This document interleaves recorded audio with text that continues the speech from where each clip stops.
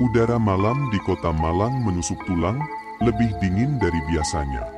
Kabut tipis turun dari arah pegunungan, menyelimuti jalan Oro-Oro Dowo yang lengang.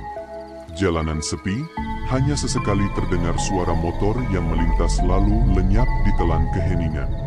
Di antara deretan rumah-rumah modern berdiri sebuah bangunan tua peninggalan kolonial dengan cat putih kusam yang terkelupas di banyak sisi. Jendelanya tinggi dengan kaca buram penuh retakan dan pintu kayu jati besar tampak lapuk, menghitam seperti arang. Rumah itu menjulang dengan aura muram, seolah menyimpan sesuatu yang enggan dibongkar. Arif, seorang guru sejarah yang baru dipindah tugaskan ke kota ini, berdiri di depan pagar besi berkarat sambil menurunkan beberapa kardus dari bagasi mobil tua. Wajahnya berusaha menampilkan senyum, meski di dalam dadanya ada keraguan yang sulit disembunyikan. Sari, istrinya, berdiri di sisi gerbang sambil memeluk diri. Pandangan matanya terpaku pada rumah yang akan mereka tempati. Ada sesuatu yang membuat dadanya terasa sesak, entah apa, seakan-akan rumah itu menatap balik, menunggu kedatangan mereka dengan sabar. Rumahnya memang tua, tapi besar dan kokoh. Nanti kalau sudah direnovasi pasti bagus, ujar Arif mencoba optimis. Ia menoleh ke arah Sari, berharap istrinya merasa tenang. Sari hanya mengangguk pelan, tanpa berkata apapun. Hatinya dipenuhi firasat aneh yang sulit ia jelaskan. Bulu kuduknya meremang sejak mereka menginjakkan kaki di halaman yang ditumbuhi rumput liar setinggi lutut. Dari seberang jalan, tiba-tiba muncul seorang perempuan tua berambut putih panjang, tubuhnya bungkuk, matanya kecil tapi tajam. Ia berjalan pelan sambil memeluk selendang lusuh di bahunya. Ketika sampai di depan pagar, ia berhenti dan menatap Sari lama sekali. Senyumnya tipis, tidak memperlihatkan gigi. Pindahan baru, ya, suaranya serak, hampir seperti bisikan. Arif menoleh dan tersenyum sopan. Iya, Bu. Perempuan tua itu melangkah lebih dekat, masih menatap Sari. Aku Marni, tetangga depan. Rumah ini sudah lama kosong. Ia menunduk sebentar, kemudian melanjutkan dengan nada pelan, kosong, tapi tidak benar-benar kosong. Sari merasakan jantungnya berdegup kencang.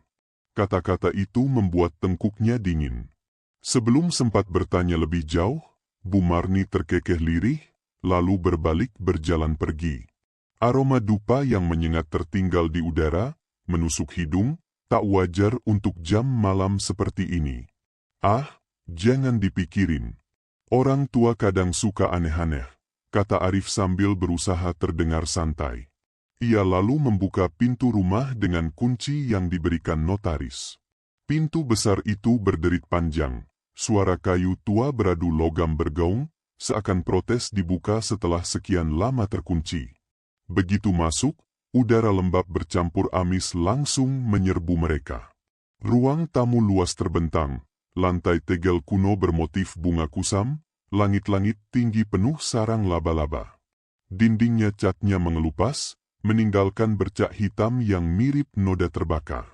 Di sudut ruangan berdiri sebuah piano tua, tuts-tutsnya menghitam sebagian, seperti ada yang terbakar di atasnya. Sari menatap lama ke arah piano itu, perasaannya semakin tidak enak.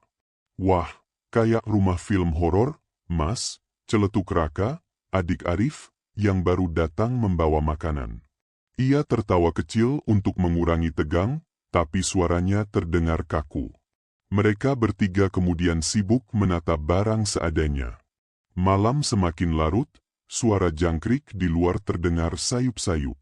Setelah makan malam sederhana, mereka memutuskan untuk tidur, karena lelah menempuh perjalanan panjang. Namun bagi Sari, malam itu baru saja dimulai. Sekitar pukul 2 dini hari, ia terbangun. Matanya membuka perlahan. Dan saat itu ia mendengar sesuatu yang membuat seluruh tubuhnya kaku. Tangisan. Tangisan bayi. Tangisan itu awalnya pelan, jauh, seperti berasal dari luar rumah. Tapi makin lama makin jelas, Makin dekat, seakan bayi itu menangis tepat di telinganya. Sari duduk tegak, menoleh ke arah Arif yang masih terlelap. Nafas suaminya tenang, seakan tidak mendengar apa-apa. Dengan tangan gemetar, Sari meraih lampu kecil di meja samping ranjang. Cahaya kuning redup menerangi kamar, tapi tangisan bayi tetap terdengar, kini berasal dari lorong di luar pintu. Ia bangkit, membuka pintu kamar perlahan. Lorong panjang itu remang, ket dinding mengelupas, lantai dingin menusuk kaki. Tangisan itu berulang, lirih tapi menyayat, mengisi ruang kosong. Setiap langkahnya bergema. Tiba-tiba tercium bau amis tajam, persis seperti darah segar. Perutnya mual, tapi kakinya terus melangkah. Tangisan itu membawanya menuju tangga kayu yang menanjak ke loteng. Tangga itu berdebu, kayunya lapuk dan berderit tiap diinjak. Sari menaiki satu demi satu anak tangga dengan napas tersengal, jantungnya berdetak begitu keras sampai terasa di telinga. Tangisan bayi semakin jelas, bercampur dengan suara lirih perempuan yang menimam, "Tenanglah, anakku, tenanglah." Sesampainya di depan pintu loteng, ia meraih gagang pintu. Dingin, seperti logam beku.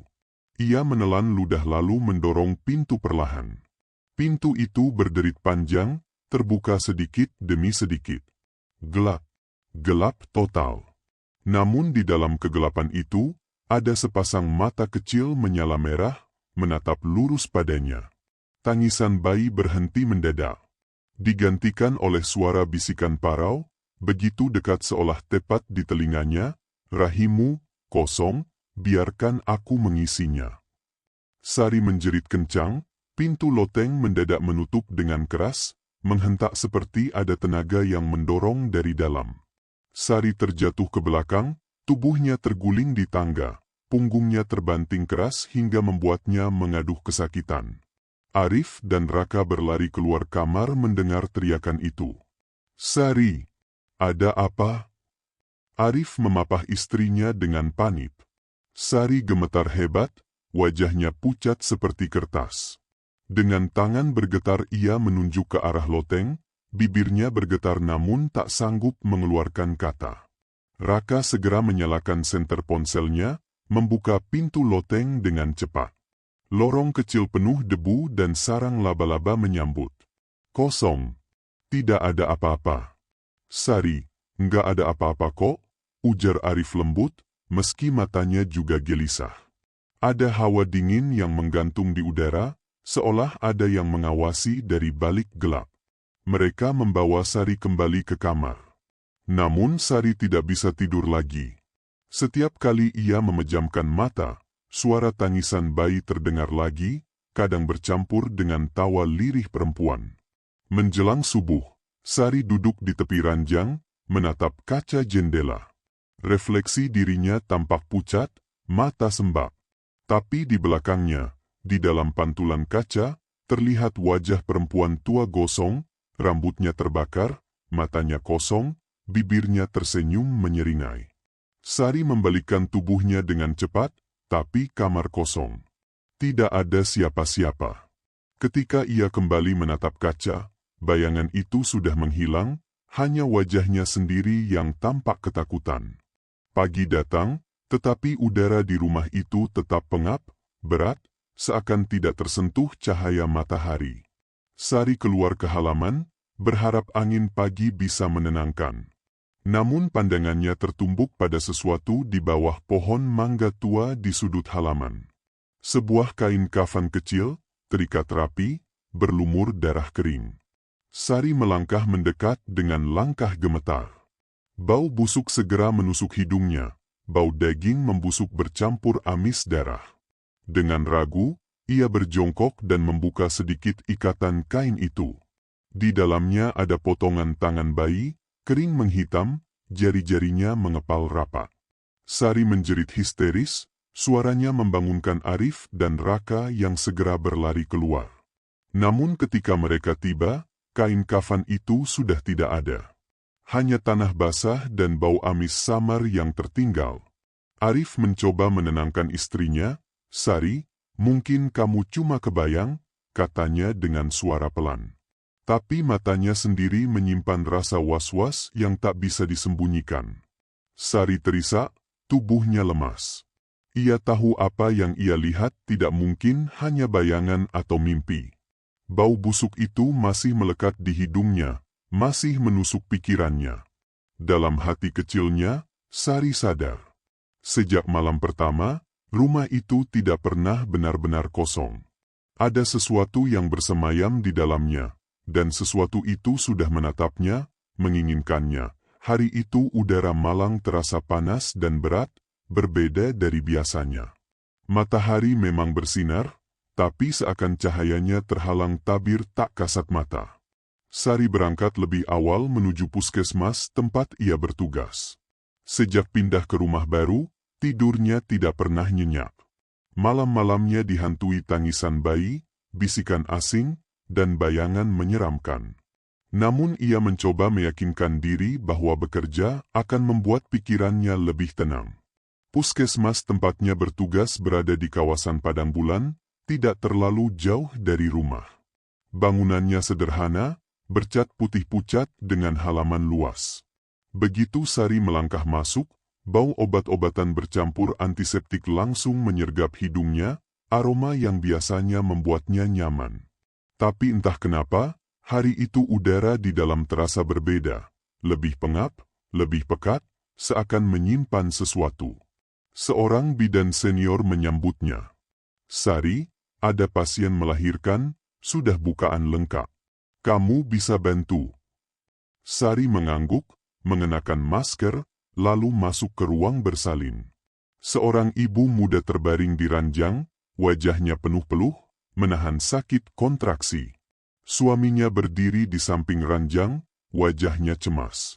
Tangisan bayi sudah terdengar samar, tanda kepala bayi hampir keluar. Sedikit lagi, Bu. Tarik napas, tahan, lalu dorong, ujar Sari dengan suara lembut. Beberapa menit kemudian, bayi lahir. Tubuhnya mungil, berlumuran darah dan lendir. Namun begitu Sari mengangkatnya, bayi itu tidak menangis. Kenapa diam? Teriak suaminya panik. Sari menepuk pelan punggung bayi, meniup hidungnya, namun tetap hening.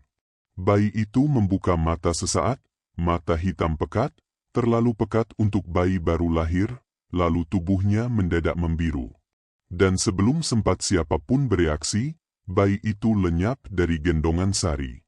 Hilang, menguap begitu saja, meninggalkan lendir darah di tangannya. Sari terperanjat, tubuhnya gemetar. Astagfirullah. Ibu bayi itu menjerit histeris. Suaminya memandang Sari dengan tatapan marah bercampur bingung. Mana anak saya? Di mana anak saya? Sari tidak mampu menjawab. Rasa dingin menjalari tubuhnya. Matanya melirik ke jendela ruang bersalin. Di kaca buram itu, samar terlihat bayangan seorang perempuan tua dengan rambut kusut, tersenyum sambil menggendong bayi kecil. Ketika ia mengedip, bayangan itu lenyap.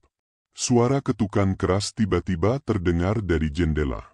Tom, Tom, Tom. 3 kali, cepat, menghentak. Semua menoleh, tapi di luar tidak ada siapapun. Sari terhuyung mundur, napasnya tersengal. Siang itu, suasana puskesmas kacau. Seorang ibu hamil lain yang sebelumnya sehat tiba-tiba mengalami pendarahan hebat. Darah mengalir deras ke lantai, mengotori sprei, menggenangi ubin putih. Para bidan panik berusaha menghentikan pendarahan, tapi rahim ibu itu seakan robek dari dalam. Janin yang dikandungnya keluar tidak bernyawa, kulitnya pucat, matanya terpejam. Sari berdiri di sudut ruangan, menatap tubuh mungil tak bernyawa itu. Telinganya berdengung, dan di tengah keributan, ia mendengar suara tawa lirih perempuan. Bukan dari luar, bukan dari teman-temannya, tapi langsung di dalam kepalanya. Segar, hangat, aku suka darahnya. Sari menutup telinganya dengan kedua tangan, namun suara itu semakin keras.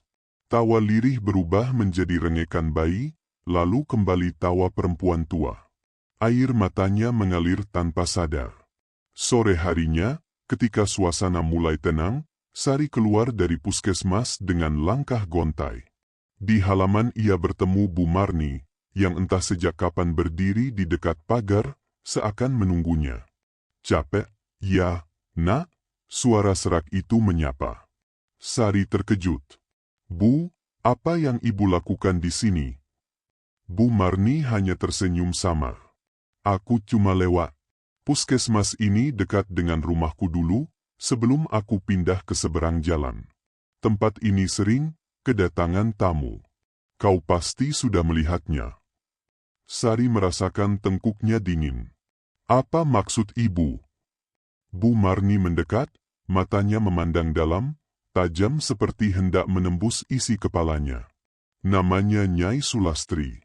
Dulu ia dukun beranak terkenal di daerah ini. Tapi orang-orang menuduhnya mengambil janin yang gagal lahir untuk dijadikan tumbal. Mereka bilang ia menghisap darah bayi-bayi itu. Akhirnya ia dibakar hidup-hidup di hutan dekat sini. Tapi arwahnya tidak pernah pergi. Ia masih lapar. Sangat lapar." Sari terdiam, kakinya lemas. Kata-kata Bu Marni menusuk jantungnya. "Kenapa? Kenapa dia mengganggu saya?" Suara Sari bergetar. Bu Marni tersenyum pahit. "Karena rahimmu kosong. Karena kau pernah kehilangan. Ia mencium kesedihanmu." Sari terhenyak.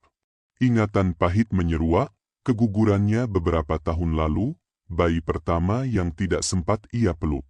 Luka lama itu terbuka kembali. Malamnya, Sari pulang dengan tubuh lemas. Arif mencoba menenangkannya, mengatakan mungkin ia hanya stres karena pindahan dan kerjaan baru. Tapi Sari tahu apa yang ia lihat dan alami bukanlah halusinasi. Malam itu, ketika rumah sunyi dan semua terlelap, Sari terbangun lagi. Tangisan bayi menggema, kali ini lebih jelas dari sebelumnya. Ia menoleh ke arah pintu kamar, suara itu datang dari ruang tamu. Dengan langkah gemetar, ia keluar. Rumah gelap, hanya cahaya bulan masuk dari jendela. Tangisan itu menuntunnya ke ruang bersalin mini yang ada di puskesmas. "Tidak, tunggu, ini rumah," tapi entah bagaimana lorong rumah berubah menjadi ruang bersalin. Sari terhenti. Di ranjang besi yang ada di tengah ruangan itu, duduk sosok perempuan tua gosong, kulitnya melepuh, rambutnya gosong hangus. Di pangkuannya, ia menggendong sesuatu.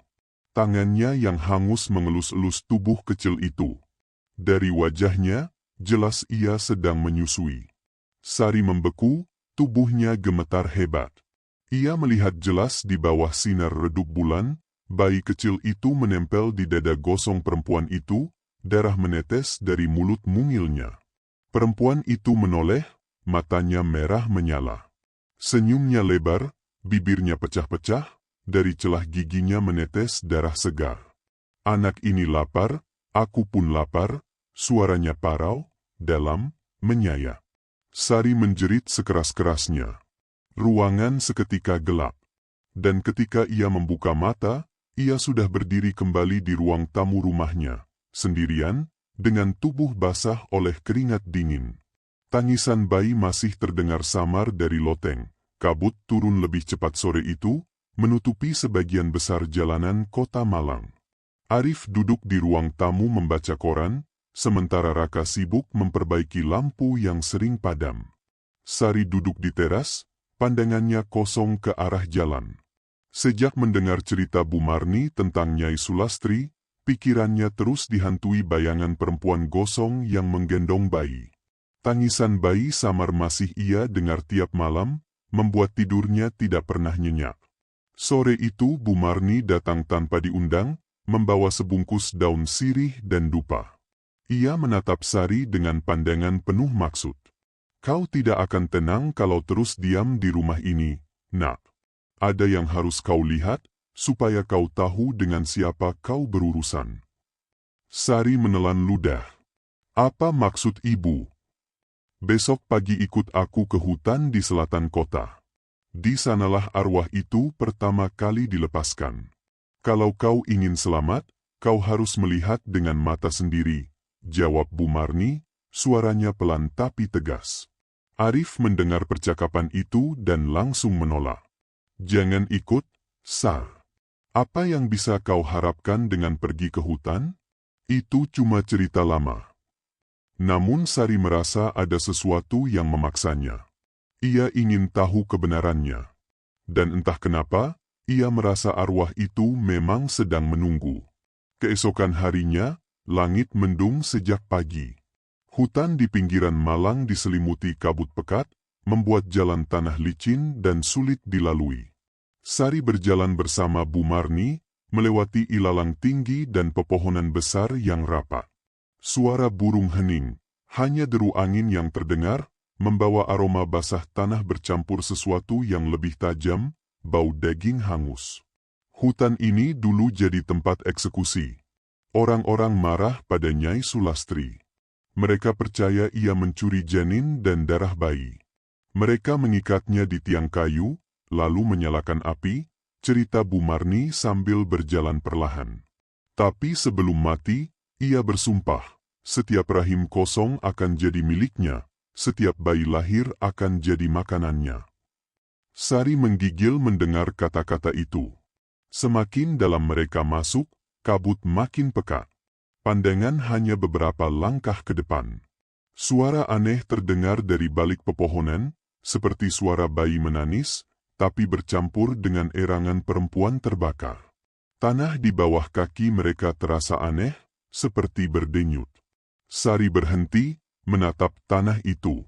Ia merasa ada sesuatu yang bergerak di bawah, merambat ke arah kakinya. Jangan berhenti, tegur Bu Marni cepat. Kalau kau berhenti, ia bisa menyeretmu. Mereka tiba di sebuah lapangan kecil di tengah hutan. Di sanalah berdiri sisa tiang kayu hitam hangus, setengah patah, masih menancap kuat di tanah. Di sekitarnya tanah berwarna gelap, seolah bekas terbakar, meski puluhan tahun sudah berlalu. Bau daging gosong menusuk hidung. Sari menutup hidungnya, tapi bau itu tetap masuk, membuat perutnya mual. Tiba-tiba terdengar jeritan parau, samar, seolah berasal dari tiang itu sendiri. Panas, lepaskan aku, darah, aku haus. Sari menjerit, tubuhnya bergetar hebat. Dari kabut, samar-samar muncul bayangan perempuan. Tubuhnya terbakar, kulitnya melepuh, matanya kosong tapi menatap tajam. Ia merangkak ke arah mereka, meninggalkan jejak darah di tanah. Sari mundur, kakinya goyah. Bu Marni menancapkan dupa ke tanah dan mulai membaca mantra lirih. Asap dupa naik, bercampur kabut. Bayangan itu berhenti sejenak, lalu menjerit panjang. Suara tangisan bayi bergema dari segala arah, begitu banyak, seperti ada puluhan bayi menangis bersamaan. Sari menutup telinganya, berlutut di tanah. Namun tangisan itu justru masuk langsung ke kepalanya, menusuk jiwanya. Ia membuka mata, dan di depan kakinya, tanah retak. Dari celah retakan itu muncul sebuah kendi tanah liat tua. Kendi itu bergetar, lalu pecah sedikit di bibirnya. Darah segar menetes keluar, mengalir pelan ke tanah. Sari menjerit, tangannya menutup mulut. Dalam kendi itu, terlihat jelas potongan tubuh janin kering, seakan diawetkan. Matanya terpejam, tapi bibir mungilnya bergerak samar, menggumam lirih, "Ibu." Sari hampir pingsan. Bu Marni cepat menarik tangannya, menyeretnya menjauh dari kendi itu. "Jangan lihat lama-lama. Itu wadahnya, tempat ia menyimpan kekuatannya." Tapi semakin mereka mundur, semakin banyak retakan tanah terbuka. Dari celah-celah itu, keluar tangan-tangan mungil janin, hitam kering, meraih udara. Suara tangisan semakin keras, bercampur dengan jeritan perempuan yang terbakar. Sari terjatuh, matanya menatap ke depan. Bayangan perempuan gosong berdiri tegak di samping tiang hitam, menggendong bayi yang tubuhnya separuh gosong, separuh segar. Matanya merah, senyumnya lebar. Aku lapar, suaranya bergema, parau, bercampur suara bayi. Bayi itu menangis, tangannya mungil tapi berdarah, meraih ke arah Sari. Sari menjerit, tubuhnya gemetar hebat. Bu Marni menyeretnya lari keluar dari lapangan. Kabut semakin tebal, menutup pandangan, tapi suara tangisan itu terus mengikuti, semakin dekat, seolah mengejar mereka. Sari berlari dengan napas terengah, dadanya seperti dihimpit. Ia merasa ada sesuatu di belakangnya, sangat dekat, nafas panas membakar tengkuknya. Ia tak berani menoleh. Setelah entah berapa lama, mereka berhasil keluar dari hutan. Jalan aspal kembali terlihat, dan kabut perlahan menipis. Namun suara tangisan bayi masih terdengar samar di telinga Sari, meski mereka sudah jauh dari hutan. Bu Marni berhenti, napasnya berat. Sekarang kau tahu. Ia tidak pernah mati. Ia hanya menunggu. Dan kau sudah dipilih. Sari terdiam, tubuhnya lemas, matanya berkaca-kaca. Di dalam hatinya, ia tahu perkataan itu benar. Arwah lapar itu sudah menandainya. Dan sejak hari itu, ia tidak pernah lagi melihat rumahnya dengan cara yang sama. Malam di rumah tua itu semakin sulit ditoleransi. Setiap hari sejak kembali dari hutan, Sari merasa tubuhnya melemah, seolah ada sesuatu yang menghisap tenaganya perlahan. Bau anyir sering muncul tiba-tiba dari sudut rumah, kadang dari dapur, kadang dari kamar mandi, bahkan kadang dari bawah ranjang. Arif mencoba menenangkan istrinya dengan alasan rumah tua memang sering berbau lembab, tapi Sari tahu betul ada sesuatu yang jauh lebih jahat yang sedang bermain. Malam itu hujan turun deras, petir menyambar sesekali, membuat rumah tua itu bergetar. Lampu berkelip beberapa kali, lalu padam seketika. Rumah menjadi gelap total, hanya cahaya kilat dari luar yang sesekali menyinari ruang tamu. Raka yang sedang belajar di meja langsung panik. "Pa, lampunya mati lagi," teriaknya. Arif mengambil senter dan mencoba memeriksa sekering. Sementara itu, Sari duduk di sofa, tubuhnya kaku. Ia mencium sesuatu, bau darah segar bercampur daging terbakar. Bau itu semakin pekat, membuat perutnya mual. "Bu, ibu kenapa?" tanya Raka dengan wajah cemas. Sari hendak menjawab ketika suara plop-plop terdengar dari arah dapur, seperti air menetes.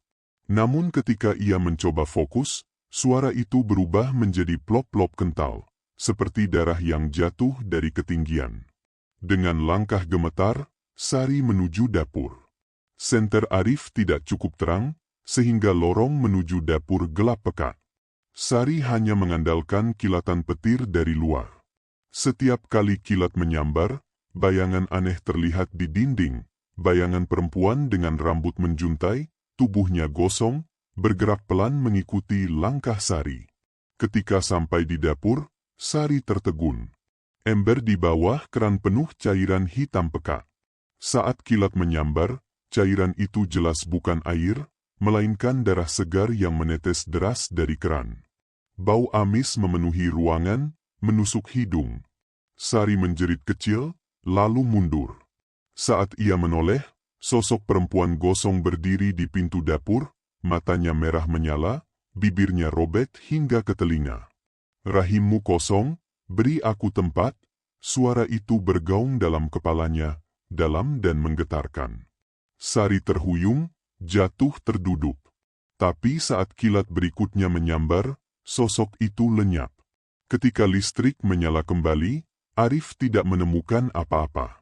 Ember di dapur hanya berisi air keruh biasa. Tapi Sari masih bisa mencium bau darah. Ia memilih tidak bicara banyak, karena takut dianggap semakin tidak waras. Malam itu, setelah semua tidur, Sari terbangun karena suara ketukan halus. "Toh, toh, toh." Suara itu datang dari cermin besar di kamar tidur. Dengan perasaan was-was, Sari bangkit dan menatap ke arah cermin.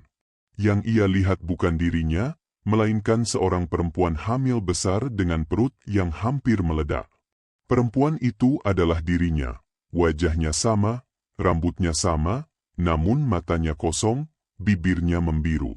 Perutnya bergerak-gerak, seperti ada sesuatu meronta dari dalam. Tidak, bisik Sari, tubuhnya gemetar. Refleksi itu membuka mulutnya, mengeluarkan suara parau. Dia butuh tempat. Kau tidak bisa menolak? Sari mundur, ingin kabur, tapi refleksi itu menempelkan telapak tangannya ke permukaan cermin dari dalam. Dari balik kaca, telapak tangan hitam gosong mulai muncul perlahan, menembus batas cermin. Sari menjerit keras. Arif terbangun dan berlari ke arahnya. Namun saat ia menoleh kembali ke cermin, bayangan itu sudah hilang. Hanya dirinya sendiri yang terlihat, pucat dan ketakutan. Kenapa lagi, Sar? Apa yang kau lihat? Arif berusaha menenangkan. Sari hanya menangis, tak mampu menjelaskan. Hari-hari berikutnya semakin parah. Raka mulai ikut diganggu. Suatu malam, anak itu berjalan ke kamar orang tuanya dengan mata terpejam, seperti tidur sambil berjalan. Bibirnya bergerak-gerak, tapi bukan suara anak kecil yang keluar. Beri aku rahimmu, suaranya parau, suara perempuan tua. Arif panik, mengguncang tubuh Raka, tapi anak itu tetap bicara dengan suara asing. Tiba-tiba matanya terbuka, seluruh bola matanya putih, tanpa hitam. Dari mulutnya mengalir darah segar menetes ke bajunya. Sari menjerit, memeluk anaknya. Arif mencoba membaca doa keras-keras. Setelah beberapa menit, Raka pingsan di pelukan ibunya. Ketika ia bangun keesokan paginya, ia tidak ingat apa-apa. Sejak saat itu, Sari semakin yakin arwah itu sudah memasuki rumah sepenuhnya. Malam berikutnya, gangguan semakin nyata. Pintu kamar terbanting sendiri, lemari bergetar, dan dari kolong ranjang terdengar suara bayi menangis sangat jelas. Raka bersembunyi di balik selimut, sementara Arif mencoba mencari sumber suara dengan panik. Sari berlutut, memberanikan diri mengintip ke kolong ranjang. Yang ia lihat membuat darahnya membeku. Sebuah boneka rusak, tubuhnya penuh darah, kepalanya hampir terlepas. Boneka itu bergerak pelan, mengeluarkan suara tangisan bayi. Sari mundur sambil terisak, menutup wajahnya dengan kedua tangan. Boneka itu lalu diam, tidak bergerak lagi. Namun dari arah cermin kamar, Sari melihat sosok Nyai Sulastri. Tubuh gosong itu berdiri tegak, matanya menyala merah. Tangannya terulur dari dalam cermin, perlahan meraih ke arah mereka. Arif melihatnya juga kali ini. Ia berteriak, Allahu Akbar, sambil melemparkan kursi ke arah cermin.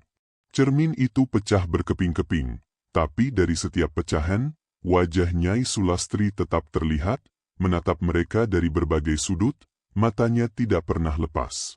Suara tangisan bayi memenuhi kamar, bergema dari setiap arah. Sari menutup telinganya, berteriak histeris. Dan untuk pertama kalinya, Arif pun ketakutan setengah mati, menyadari bahwa yang mereka hadapi bukan sekadar mimpi buruk atau khayalan Sari. Sesuatu yang jauh lebih jahat benar-benar sudah masuk ke dalam rumah mereka. Sejak malam cermin pecah itu, suasana rumah berubah drastis. Bukan lagi sekadar rumah tua dengan gangguan aneh, melainkan seolah menjadi pusat kekuatan gelap yang hidup dan bernafas. Setiap sudutnya mengeluarkan hawa dingin yang menusuk tulang, setiap lorongnya menyimpan bayangan yang bergerak tanpa sebab. Pagi hari, ketika Sari terbangun, ia melihat dinding kamar penuh coretan merah.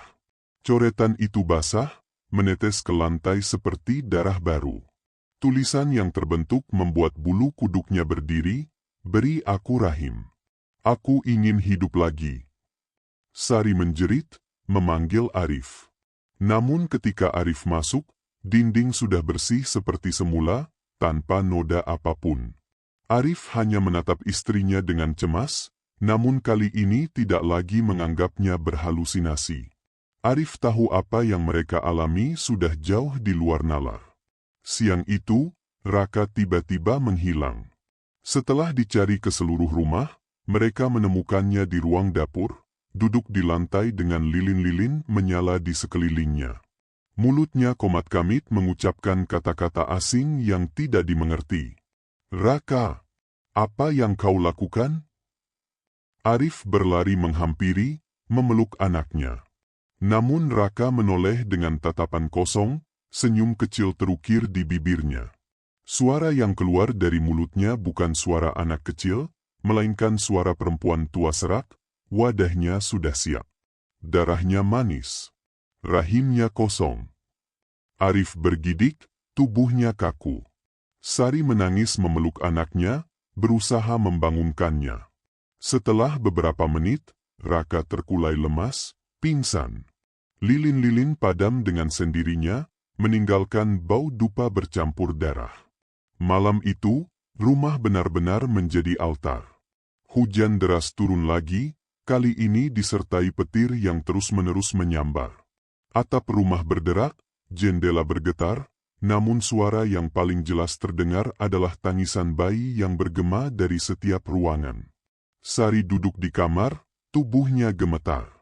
Ia merasakan perutnya aneh, seolah ada sesuatu yang bergerak di dalam, padahal ia tidak sedang hamil.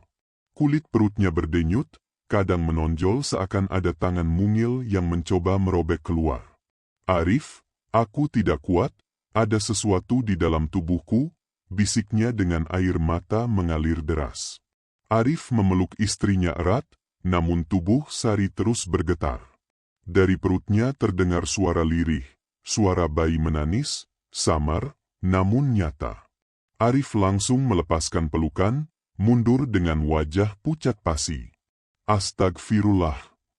Tiba-tiba lampu kamar mati. Lilin-lilin menyala sendiri di meja, membentuk lingkaran.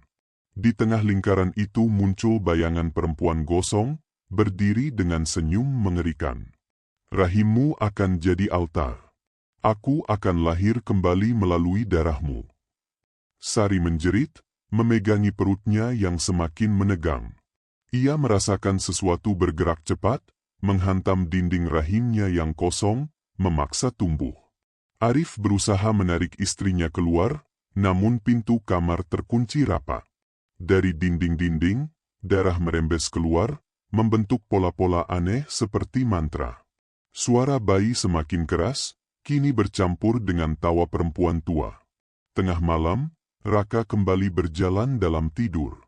Kali ini ia membawa sebuah boneka rusak, yang entah dari mana asalnya. Boneka itu penuh noda darah kering, matanya bolong. Raka meletakkan boneka itu di samping Sari, lalu berkata dengan suara parau, "Ini wadahnya. Jagalah sampai waktunya tiba." Sari menjerit histeris, melempar boneka itu ke pojok ruangan. Namun boneka itu bergerak sendiri, merangkak perlahan kembali ke arahnya, meninggalkan jejak darah di lantai. Arif mencoba membakar boneka itu, tapi api padam setiap kali menyentuh kainnya. Boneka itu tertawa kecil, suara tawa bayi bercampur suara perempuan tua. Rumah semakin berubah.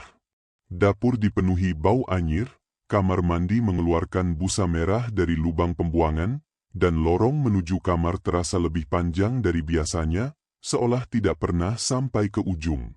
Sari merasa setiap langkah di rumah itu adalah bagian dari ritual. Ia melihat bayangan Nyai Sulastri di setiap cermin, di setiap pantulan kaca jendela, bahkan di permukaan air. Malam berikutnya, tubuh Sari mulai demam tinggi. Perutnya membesar cepat, seperti hamil 9 bulan, padahal ia tahu itu mustahil. Ia meraung kesakitan di ranjang, sementara Arif hanya bisa menggenggam tangannya, kebingungan, ketakutan. "Pak, ada sesuatu di dalam, tolong keluarkan." Sari merintih, air matanya deras. Perutnya bergelombang, bergerak-gerak, bahkan menendang dari dalam. Arif menempelkan telinga, dan yang ia dengar membuat darahnya membeku, detak jantung bayi, jelas dan kuat. Lampu kamar meledak tiba-tiba, pecah berkeping-keping. Lilin-lilin menyala lagi, kali ini lebih banyak, memenuhi seluruh ruangan. Bayangan Nyai Sulastri berdiri di setiap sudut, seolah mengelilingi mereka. Lihatlah, darahnya sudah siap, rahimnya sudah jadi, aku akan lahir kembali, suaranya bergema dari segala arah. Sari menjerit sekeras-kerasnya, tubuhnya melengkung, perutnya semakin besar, kulitnya meregang hingga urat-urat hitam terlihat jelas. Arif menangis, tak tahu harus berbuat apa. Rumah itu kini bukan lagi tempat tinggal, melainkan altar kelahiran arwah jahat. Dan Sari tahu, sebentar lagi sesuatu akan benar-benar keluar dari dalam dirinya. Malam itu, bulan purnama menggantung di langit dengan cahaya pucat yang aneh. Tidak seperti biasanya, sinarnya tampak dingin, menusuk, dan seolah menyoroti rumah tua itu sebagai pusat segala kutukan. Angin malam berhembus kencang, membawa bau anyir bercampur asap terbakar. Dari kejauhan, suara gonggongan anjing terdengar, lalu mendadak terhenti, seperti ada sesuatu yang mencekik mereka dalam kegelapan. Di dalam kamar, Sari tergeletak di ranjang dengan tubuh lemah. Perutnya kini sebesar ibu hamil tua, padahal beberapa minggu sebelumnya ia sama sekali tidak hamil. Kulit perutnya tegang, urat-urat hitam menjalar seperti akar pohon mati. Setiap kali ia bergerak, dari dalam terdengar suara sesuatu yang menendang, mencakar, bahkan meronta. "Pak, tolong aku," suara Sari parau, matanya berair. Arif berdiri di samping ranjang, wajahnya pucat, tangannya gemetar. Ia memegang keris pusaka peninggalan ayahnya, satu-satunya benda yang ia harap bisa melindungi keluarganya. Namun setiap kali ia mencoba menghunusnya, tubuhnya terasa berat, seolah ada kekuatan yang menekan pundaknya. Suara bayi menangis menggema di seluruh rumah. Tidak hanya satu, melainkan puluhan, bahkan ratusan. Tangisan itu bercampur, kadang lirih, kadang menjerit, menembus telinga hingga membuat kepala Arif pening. Raka berdiri di pojok kamar, wajahnya kosong. Di tangannya ada boneka rusak yang ia temukan entah dari mana. Boneka itu tersenyum lebar, matanya bolong, tapi dari mulutnya menetes darah segar. Raka menggendong boneka itu seperti seorang ibu menggendong bayi. "Ibu melahirkan malam ini," kata Raka dengan suara parau, jelas bukan suaranya sendiri. Arif menoleh dengan panik. "Raka, letakkan itu. Jangan bicara begitu." Namun anak itu hanya tersenyum tipis, matanya kosong. Tiba-tiba lilin-lilin menyala sendiri di sekeliling ranjang Sari.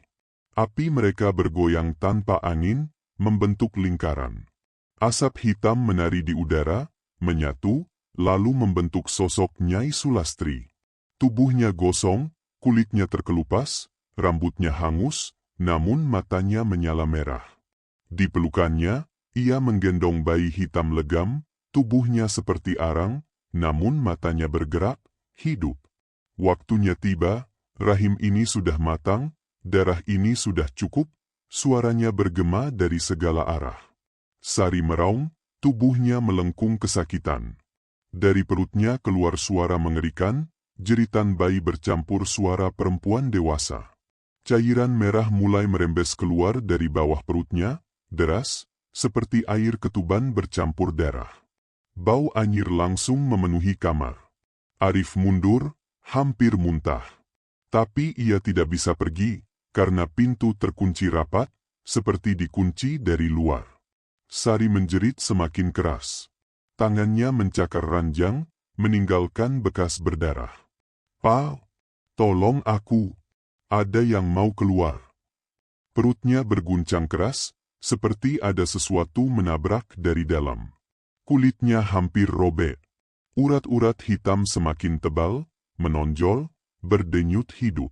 Nyai Sulastri mendekat, senyumnya melebar. "Anakku akan lahir kembali, melalui tubuhmu." Sari menjerit lagi. Dari perutnya muncul tonjolan besar, lalu perlahan-lahan kulitnya terbuka sedikit, darah menyembur.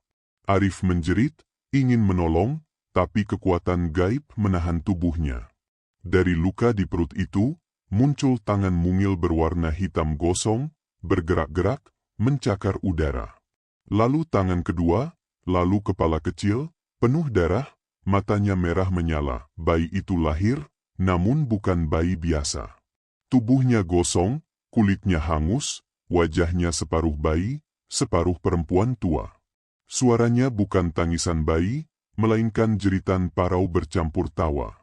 Sari pingsan seketika, tubuhnya lemas, darah mengalir deras dari bawah tubuhnya. Nyai Sulastri mengangkat bayi itu tinggi-tinggi, tertawa keras. "Lihatlah, aku lahir kembali. Aku hidup lagi." Tangisan bayi bergema, semakin keras, hingga kaca jendela pecah sendiri. Arif berusaha menguatkan diri. Ia menghunus keris pusaka, meski tangannya gemetar. "Jangan sentuh istriku lagi. Pergi kau." Nyai Sulastri menoleh, matanya merah menyala. Ia mengangkat bayi gosong itu, lalu melemparkannya ke arah Sari. Bayi itu merangkak cepat di tubuh Sari, berusaha masuk kembali ke dalam rahimnya. Arif berlari, menebaskan keris. Bayi itu menjerit, tubuhnya terbelah sedikit, darah hitam menyembur.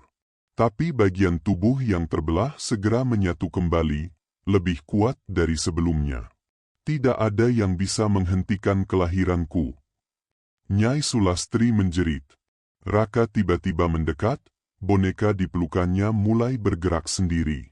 Dari perut boneka itu, darah segar menetes, menimbulkan bau amis menusuk. Raka menoleh pada ayahnya, suaranya bukan lagi suara anak kecil. Ayah tidak bisa melawan. Dia sudah memilih ibu. Kita semua akan jadi miliknya. Arif berteriak, menutup telinganya.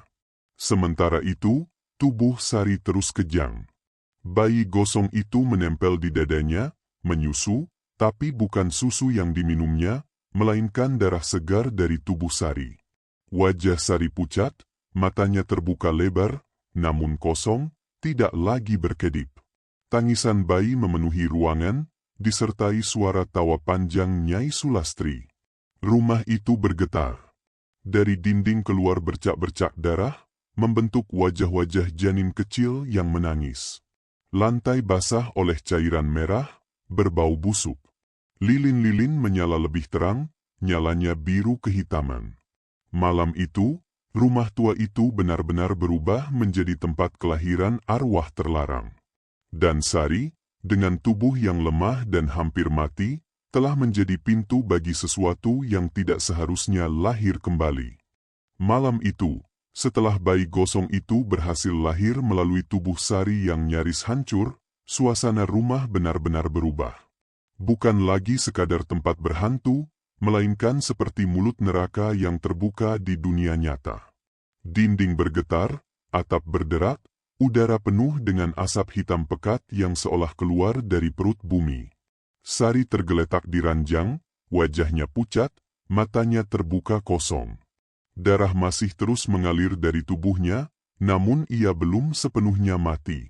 Nafasnya pelan, tersengal, seperti sisa kehidupan dipaksa bertahan agar ritual ini sempurna. Bayi gosong itu merangkak di atas tubuhnya, menghisap darah dari dada, dari perut, dari luka-luka terbuka. Setiap kali ia menyedot, tubuh Sari semakin kering, kulitnya mengeriput, urat-uratnya menonjol. Arif berdiri di pojok kamar, keris pusaka di tangan, namun tubuhnya gemetar hebat. Ia ingin menyerang, tapi matanya terus menatap Raka. Anak kecil itu kini berdiri di tengah kamar dengan boneka berdarah di pelukannya, dan dari mulutnya keluar suara tangisan bayi bercampur tawa perempuan tua. "Semua sudah selesai, Ayah. Ibu sudah jadi pintu. Rumah ini akan terbakar, tapi bukan oleh api biasa. Ini api dari rahim yang dikorbankan." Suara itu parau, jelas bukan milik Raka. Arif menjerit, menutup telinganya. Namun tangisan bayi dari mana-mana memenuhi ruangan. Setiap sudut kamar mengeluarkan suara bayi, ratusan, ribuan, saling bersahutan, saling menjerit, hingga telinga terasa mau pecah. Tiba-tiba lilin-lilin padam serentak. Kegelapan menyelimuti ruangan. Hanya mata merah Nyai Sulastri yang bersinar, melayang di udara, menatap mereka semua. Apinya sudah menyala, dengarkan tangisan mereka, inilah kebangkitan. Sekejap kemudian, lantai mulai retak. Dari celah retakan itu keluar api biru, menjilat-jilat, namun tidak membakar kayu. Api itu menyambar udara, membentuk lidah panjang, menari seperti makhluk hidup. Bau hangus menyeruak, tapi bukan kayu yang terbakar, melainkan bau daging, bau manusia. Sari menjerit, tubuhnya bergetar, meski ia setengah pingsan. Api biru menjilat ranjang, lalu merambat ke dinding, membentuk simbol-simbol aneh yang berkilau seperti ukiran neraka. Bayi gosong itu tertawa, suaranya parau. Tubuhnya membesar perlahan, dari seukuran bayi menjadi seukuran anak kecil. Matanya merah menyala, giginya runcing, dan dari punggungnya tumbuh tangan-tangan kecil berlumur darah. Arif berteriak, menghunus keris. Ia menyerang makhluk itu, menusukkan keris ke dada. Bayi gosong itu menjerit, tapi darah hitam yang keluar justru membentuk api baru, membesar, dan menyambar tubuh Arif. Arif jatuh terguling, bajunya terbakar, namun api itu tidak seperti api biasa. Ia merasakan panas yang membakar langsung ke dalam darah, bukan hanya kulit. Ia menjerit, meronta, memukul-mukul tubuhnya sendiri. Raka berjalan pelan, boneka masih di pelukannya. Namun kini boneka itu hidup. Matanya menyala, tangannya bergerak, menggenggam rambut Raka. Dari perut boneka itu, darah segar terus menetes, membentuk jejak di lantai. Raka, Arif terengah, mencoba meraih anaknya. Raka menoleh, tersenyum. Ayah sudah terlambat. Ibu sudah jadi miliknya. Aku juga akan jadi miliknya. Seketika, tubuh Raka kejang, dan wajahnya berubah. Kulitnya pucat, matanya kosong, namun di dalam matanya terlihat bayangan Nyai Sulastri. Ia sudah dijadikan wadah. Arif menjerit, menangis, memanggil nama anaknya, tapi suara tangisan bayi menutupi semua. Rumah semakin panas. Api biru menjalar ke seluruh ruangan, tapi tidak membakar kayu atau perabotan, melainkan membakar bayangan. Setiap bayangan yang ada di dinding menjerit kesakitan, berubah menjadi wajah janin-janin hitam yang menangis keras. Tangisan mereka bercampur dengan suara tertawa Nyai Sulastri. Ini altar kebangkitanku. Dari rahim kosong, dari janin-janin yang gagal hidup, aku lahir kembali. Semua yang mati di rahim ibunya akan jadi pasukanku. Seketika, dari lantai muncul tangan-tangan kecil, berlumur darah, meraih kaki Arif, menariknya ke bawah. Arif menendang, berusaha melepaskan diri, tapi semakin banyak tangan muncul, mencakar kulitnya, meninggalkan bekas luka dalam. Arif meraung, menusukkan keris ke lantai.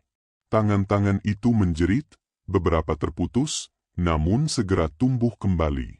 Di ranjang, Sari kembali menjerit, meski suaranya lemah. Perutnya yang sempat kempis kini kembali membesar, seolah ada janin lain yang dipaksa tumbuh di dalam tubuhnya. Bayi gosong itu menatapnya, lalu merangkak ke arah perut Sari. Ia membuka mulutnya yang penuh gigi tajam, lalu menggigit perut Sari. Darah menyembur, dan dari dalam perut keluar wajah janin lain, menangis, berlumur darah. Sari pingsan, tubuhnya semakin kering, kulitnya hampir menempel ke tulang. Arif hanya bisa menjerit, suaranya serak, matanya penuh air mata. Api biru semakin besar, memenuhi rumah. Dari luar, tetangga-tetangga melihat rumah itu seolah terbakar, namun tidak ada yang berani mendekat. Mereka hanya mendengar tangisan bayi bercampur jeritan perempuan dari dalam. Di dalam, Arif berjuang mati-matian. Ia menikamkan keris ke tubuh bayi gosong lagi dan lagi. Setiap tusukan menghasilkan jeritan panjang, tapi darah hitam yang keluar selalu berubah menjadi api baru. Raka berdiri di samping, tersenyum dengan wajah kosong. Boneka di pelukannya tertawa, suaranya parau, seram. Semua sudah selesai, ayah. Tidak ada jalan kembali. Arif menoleh, air mata mengalir deras. Raka, anakku. Namun sebelum ia bisa melanjutkan, bayi gosong itu menerkamnya, menancapkan gigi ke pundaknya. Arif menjerit, darahnya memancar. Api biru berkobar lebih besar, menyelimuti mereka semua. Dan di tengah api itu, tangisan bayi semakin keras, semakin panjang, hingga berubah menjadi tawa perempuan tua yang menakutkan. Malam itu, rumah tua di pinggiran Semarang itu terbakar tanpa api biasa. Dari kejauhan, terlihat cahaya biru menyala, disertai suara ribuan bayi menangis. Tangis dan api, itulah yang tersisa. Api biru masih berkobar di dalam rumah itu, namun anehnya tidak membakar kayu, tidak menghancurkan tembok. Yang terbakar hanyalah bayangan, wajah-wajah janin, dan jiwa-jiwa yang terjebak di dalamnya. Tangisan bayi bergema keras, bercampur dengan suara tawa Nyai Sulastri yang menggema dari setiap sudut. Arif tersungkur di lantai, bahunya digigit bayi gosong yang semakin membesar. Tubuhnya terasa panas, darahnya mendidih, matanya berkunang-kunang. Sari tergeletak di ranjang, hampir tinggal tulang dan kulit, napasnya tersisa tipis, namun matanya yang kosong bergetar seakan masih ada sisa jiwa yang bertahan. Raka berdiri dengan boneka berdarah di pelukannya, wajahnya tanpa ekspresi, tubuhnya sudah menjadi wadah sempurna untuk arwah itu. Nyai Sulastri melayang di udara, tubuhnya semakin nyata, tidak lagi hanya bayangan. Kulit gosongnya menempel, dagingnya kembali, matanya menyala. Ia benar-benar lahir kembali, meski melalui darah, rahim, dan korban yang dipaksa. Tidak ada yang bisa menghentikan kebangkitanku, darah sudah mengalir, rahim sudah terbuka, tangisan sudah dipanggil, suaranya serak, namun penuh kuasa. Arif berusaha bangkit. Tangannya masih menggenggam keris pusaka. Nafasnya tersengal, tapi matanya penuh tekad. Ia tahu, jika ia menyerah malam ini, bukan hanya keluarganya yang binasa, tapi arwah itu akan lahir sempurna dan menelan lebih banyak korban. Dengan sisa tenaga, Arif menusuk dada bayi gosong sekali lagi. Jeritan panjang menggema, api biru berkobar lebih besar, namun untuk pertama kalinya tubuh makhluk itu retak. Dari retakan keluar asap hitam pekat, menjerit seperti suara 1000 bayi. Nyai Sulastri meraung, melayang turun, menempelkan tangannya ke tubuh Arif. Sentuhan itu membakar dagingnya, membuat kulitnya melepuh. Arif menjerit, tapi ia tetap menancapkan keris lebih dalam. Rahim ini tidak akan lagi jadi pintumu, teriaknya. Seketika keris menyala, bukan dengan api biasa, melainkan cahaya merah darah. Keris itu bergetar, lalu meledak kecil, mengeluarkan sinar yang menembus tubuh bayi gosong. Makhluk itu menjerit panjang, tubuhnya terbelah, darah hitam menyembur. Jeritan tangisan bayi berubah jadi jeritan kesakitan yang menusuk telinga. Raka yang memeluk boneka ikut menjerit, tubuhnya kejang, boneka di pelukannya terbakar api biru.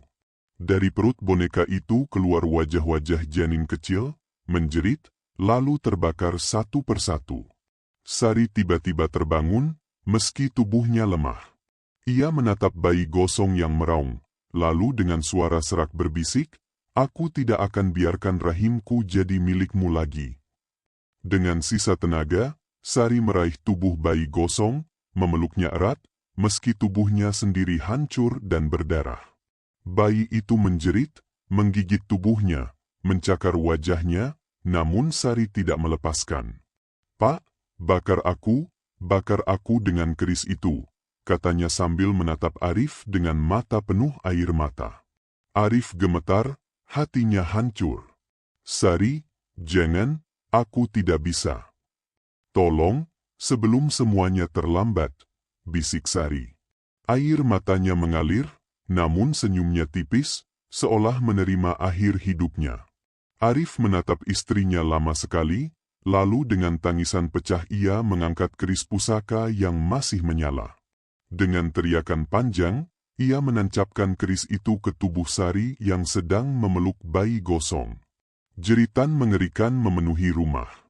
Bayi gosong itu meraung, tubuhnya terbakar api merah. Nyai Sulastri menjerit, tubuhnya kembali meleleh, kulitnya mengelupas, matanya padam.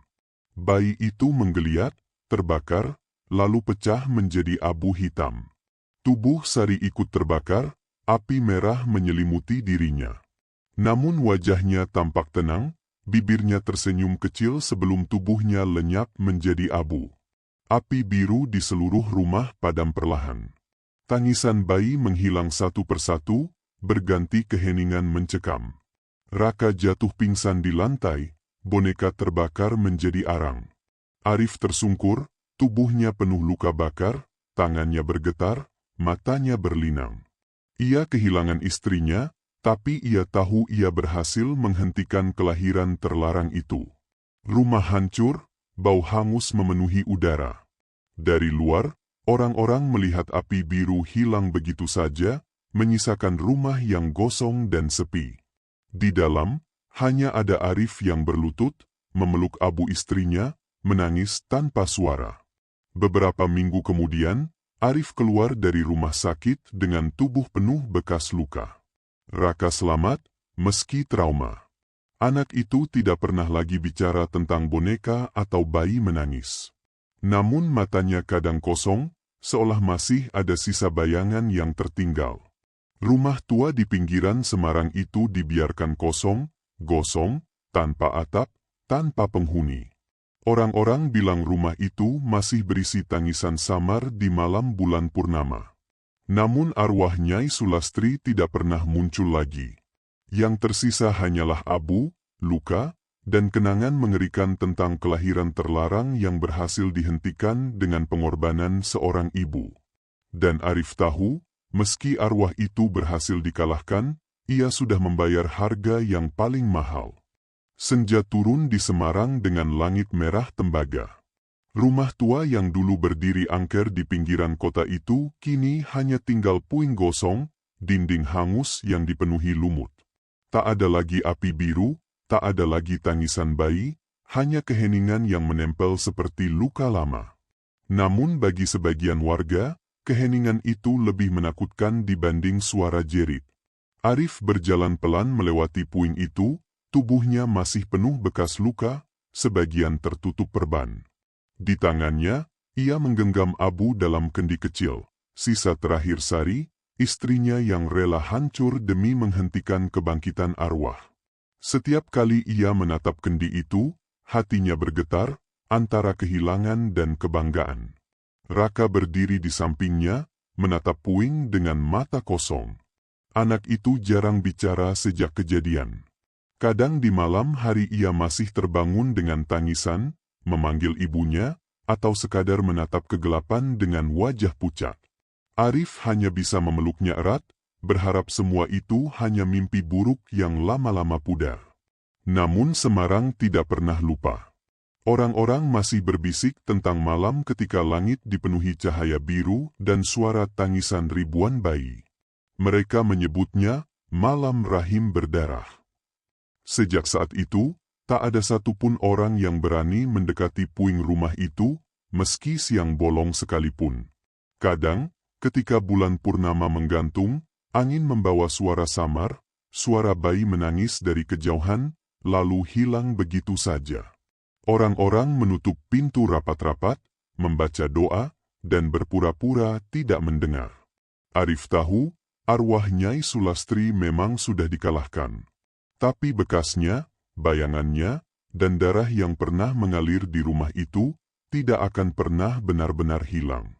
Ia menunduk, mencium kendi abu istrinya. Bisikannya lirih, namun jelas. Tenanglah, Sari, pengorbananmu tidak sia-sia. Aku akan menjaga Raka, meski malam masih menyisakan tangis. Lalu ia berjalan pergi, meninggalkan puing rumah yang perlahan tertelan senja. Namun jauh di dalam tanah yang hangus, sesuatu masih berdenyut pelan, sebuah janin hitam yang belum sempat lahir, bernafas samar, menunggu.